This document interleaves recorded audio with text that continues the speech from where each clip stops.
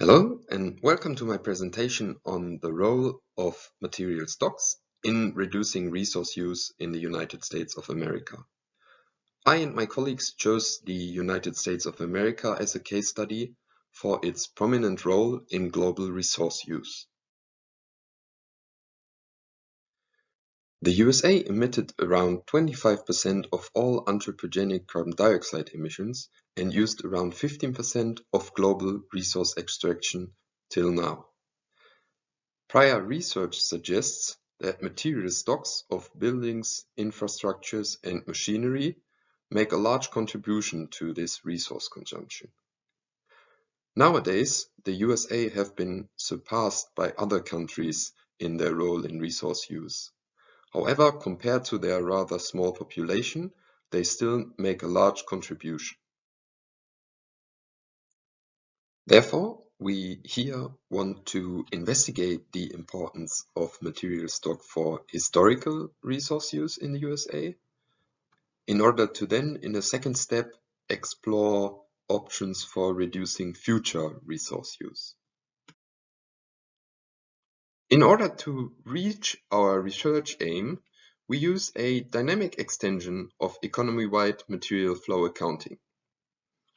A scheme of the method is depicted here, and it has four prominent indicators that I want to briefly introduce. The first indicator is called domestic extraction, or DE, and we mean the domestic extraction of raw materials. The second and third indicator are related to trade of raw materials, or the products that are derived from these materials. Together with these three indicators, you can calculate what we call the DMC, or the domestic material consumption. The DMC reflects the total resource consumption in a country in a given year. The extension of this framework looks a bit more complex. Let's start again at the domestic material consumption in the red box here. This DMC is further distinguished into material use, and the material use is differentiated into material use for stock building purposes. This material use for stock building is then fed to a lifetime model, which models the accumulation of materials in stocks. This model can also inform about end-of-life outflows from stocks, and we can model the waste management, for instance, recycling. The main data sources that we use for our model are from the US Bureau of the Census, the US Geological Survey, and a previous study of Gillinger and Krausmann on economy-wide material flows in the USA, which, however, did not include material stocks. Now that you know about the research aim and the methods, let's have a first look at empirical results and the role that stock building material use plays in overall material use, or in the DMC. You will see that stock building materials make up a large part of domestic material consumption. To show that, I brought a graph of domestic material consumption in the USA from 1900 to 2017. The DMC is differentiated in four broad material categories. The first one being biomass, followed by fossil fuels, metallic ores, and non-metallic minerals. You can see that overall the DMC mostly grew until around 2007. Another thing you can see is that from around 1940, the share in the different material groups on total DMC changes quite a bit. The groups of non-metallic minerals and metal ores gain in importance. This is also the point where many of the material stocks started to build up. You can also see this when looking at the stock building share of domestic material consumption, depicted as the dotted line here. From 1940, the share rose from 35% to around 50% in 1960 and afterwards stayed stable or declined a little bit. Over the whole period, around 40% of total domestic material consumption was used to build up material stocks.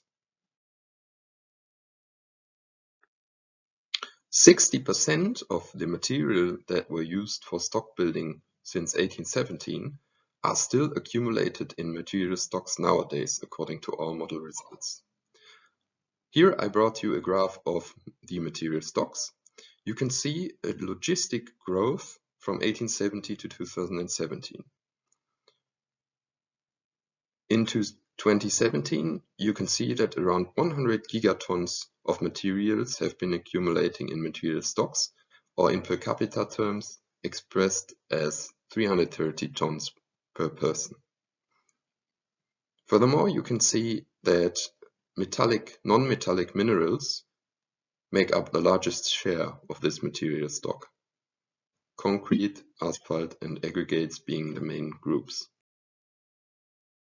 Before coming to the prospective part of this presentation, let's briefly summarize historic developments.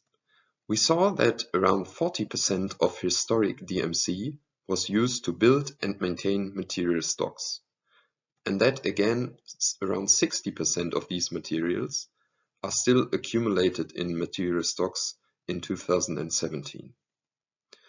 Now, if we want to break with the trend of material consumption in the future, we have to ask ourselves which measures can we take to reduce future resource use or resource demand of material stocks. Therefore, we constructed two prospective scenarios to 2100 based on historic stock building material use that you can see here. We based these scenarios on the observation that after the 2007 financial crisis, stock building material use dropped by 30%, which has been unprecedented in history. We also observed that the resource use didn't rebound to prior levels until now.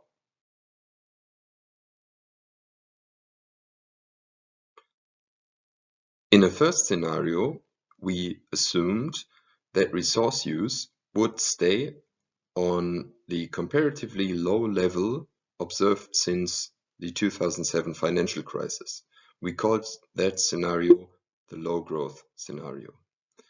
In contrast, we constructed a second scenario assuming the rebound of stock building material use to the levels seen before the financial crisis and called that a high growth scenario.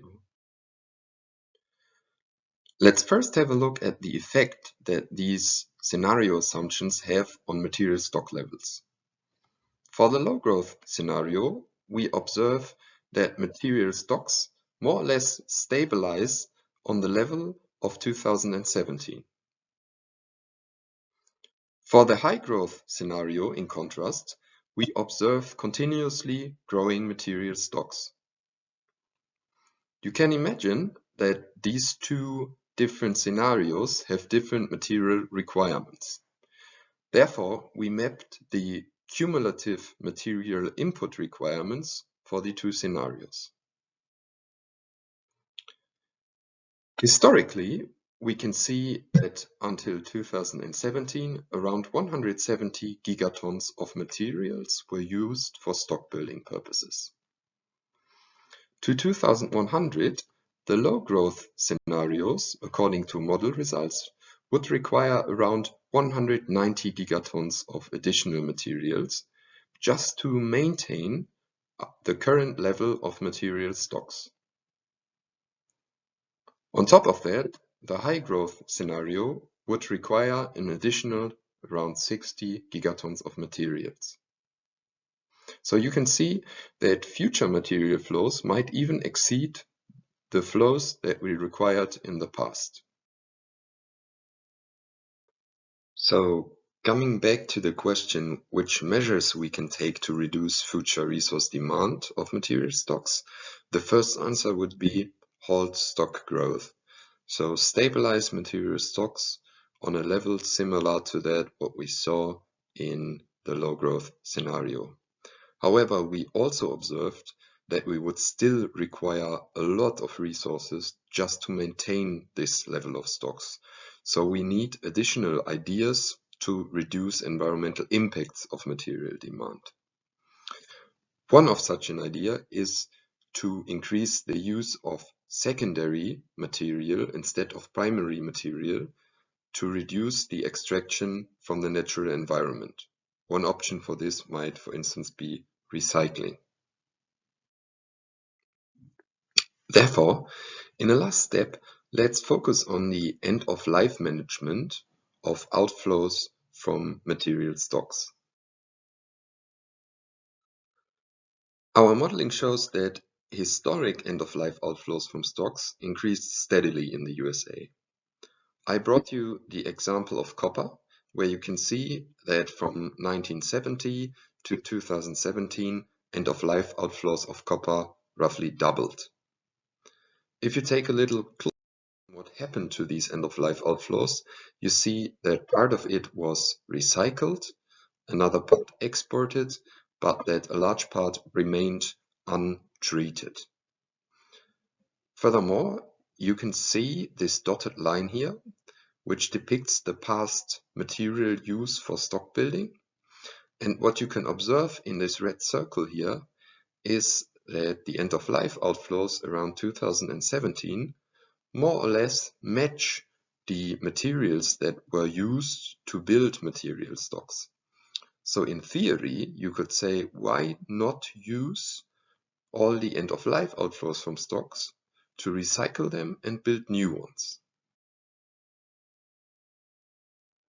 And this also applies to the future scenarios that you see here. The two dotted lines reflect the material requirements to build and maintain stocks in the low growth and the high growth scenario. And the blue end-of-life outflows result from the low growth, and the red end-of-life outflows are the additional outflows from the high growth scenarios. For periods of time for the low growth scenario, we can see that end-of-life flows actually surpass the material requirements to build stocks. For other times, they at least could contribute to a large share. So we see that in theory, future end-of-life outflows might cater for large parts of inputs to stocks. This also applies to many other major material groups, which I depicted here. I won't go into detail, but you can pause the video if you want to have a closer look. Of course, we have to consider that this was just a thought experiment, basically. There is one major limitation. We did not account for any technical feasibility issues, for instance, tramp element contamination and metal recycling, which needs to be addressed in next steps. However, already now you can hypothesize that if these end-of-life outflows were recycled, this would require to happen either domestically or internationally. And the question that arises from this is whether the USA actually have the capacity to recycle these waste flows domestically. If you compare, for instance, the domestic production and end-of-life waste of copper in 2017, you can see that domestic production was much lower than the end-of-life waste outflows from stocks. Thus, if recycling were to happen domestically, the USA would likely to increase its recycling capacity.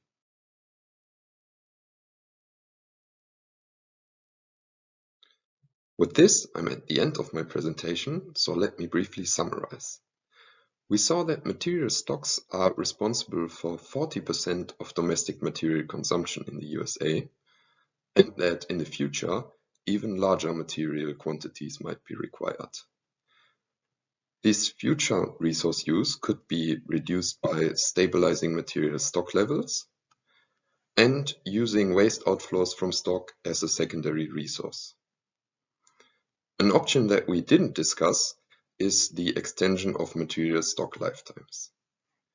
In order to achieve all that, we would have to limit further stock expansion and potentially establish larger recycling industries within the USA.